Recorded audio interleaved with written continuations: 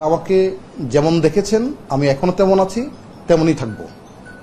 আমার একটা আনসার, যেমন দেখেছেন তেমনই থাকবো ইনশাআল্লাহ। এটি আমার জন্য খুব সৌভাগ্যের বিষয় যে পূর্ণভূমি সিলেটে জেলা প্রশাসকের দায়িত্ব পালন সরকার আমাকে যে কোনো কারণেই হোক আমাকে দায়িত্ব দিয়েছেন, হয়তো উপযুক্ত মনে করছেন বলেই এখানে দায়িত্ব দিয়েছেন। আমি প্রথমত চেষ্টা করব আমার সর্বোচ্চ দিয়ে যে এই জেলার জন্য এবং মানুষের জন্য কাজ করতে, এবং আমি এই দায়িত্ব পালন করার জন্য সকল শ্রেণী পেশার মানুষের সহযোগিতা চাই।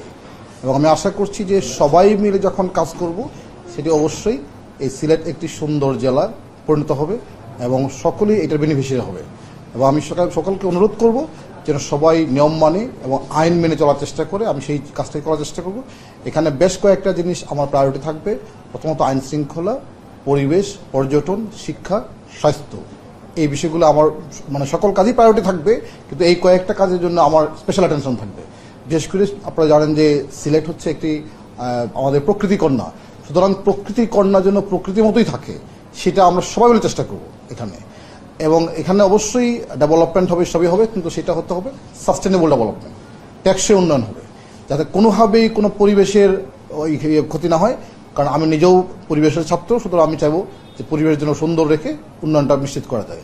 সুতরাং সেক্ষেত্রে আমি সকল শ্রেণী পেশার মানুষের, বিশেষ করে এখানকার যারা রাজনৈতিক নেতৃবৃন্দ আছেন, শিক্ষিত সমাজ আছেন, এবং আমাদের এখানকার যারা মিডিয়া আপনারা যারা আছেন, এবং সকল শ্রেণী পেশার মানুষের সহযোগিতা হবে। আজকের দিনে শুধু সবাইকে, সিলেটবাসীকে আমার সালাম এবং শুভেচ্ছা জানিয়ে আমি কাজ শুরু করতে চাই। আজকে দায়িত্ব নিয়েছি, আমি আশা করছি যে আমার এই সময়টা খুব ভালো যাবে এবং আমার জন্য খুবই একটা মেমোরেবল টাইম হবে সকলের জন্য।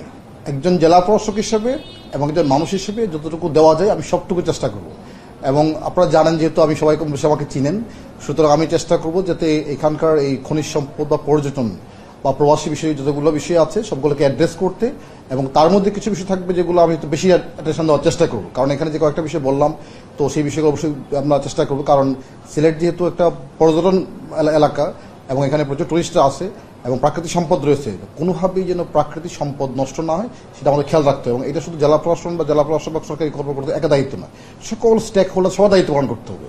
কারণ সবাই দায়িত্বশীল না হলে কিন্তু করাটা খুব মুশকিল। এই জন্য আমি সকলকে দায়িত্বশীল আচরণ বা ভূমিকা রাখার কথা অনুরোধ করব।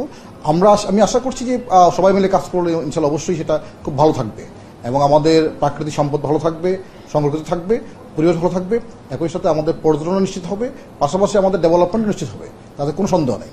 এমন একটা পরিস্থিতির মধ্যে আপনি এসে জয়েন করেছেন। গতকালকে সিলেটের যে সাদা পাথর নিয়ে যে তদন্ত কমিটি হয়েছে, সেই তদন্ত কমিটির একটি রিপোর্ট পেশ করা হয়েছে গতকালকে আমাদের সদ্য বিদায়ী জেলা প্রশাসক মহোদয়ের কাছে। সেই তদন্ত কমিটির রিপোর্ট কি আপনার কাছে এসেছে কিনা, এবং আপনি কবে এটা ইমপ্লিমেন্ট করবেন বা এটার পরবর্তী স্টেপটা কি আপনি জানাবেন? আমি তো আজকেই যোগদান করেছি, আমাকে একটু সময় দেন, একটু বিষয়গুলো একটু বুঝে নিতে, দেখি কি করা যায়।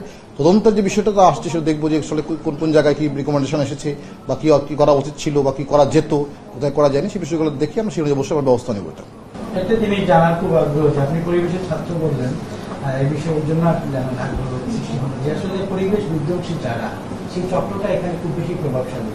তাদের বিরুদ্ধে আসলে এখানে সেই তুমুল কাণ্ডের মধ্যে, পাথরকাণ্ডের মধ্যে আপনি কতটা সামলাতে পারবেন? আমি ক্লিয়ার করতে চাচ্ছি, ওর প্রশ্নের সাথে আপনারা অতীত যেই অপারেশন গুলো আমরা দেখেছি, আমরা এখানে যারা আছি সবাই প্রত্যক্ষ করছি, সারা দেশবাসী প্রত্যক্ষ করছি, আপনার এই যেটি পাথর ক্ষেত্র যারা, তারা কিন্তু খুবই শক্তিশালী, আপনি জানেন।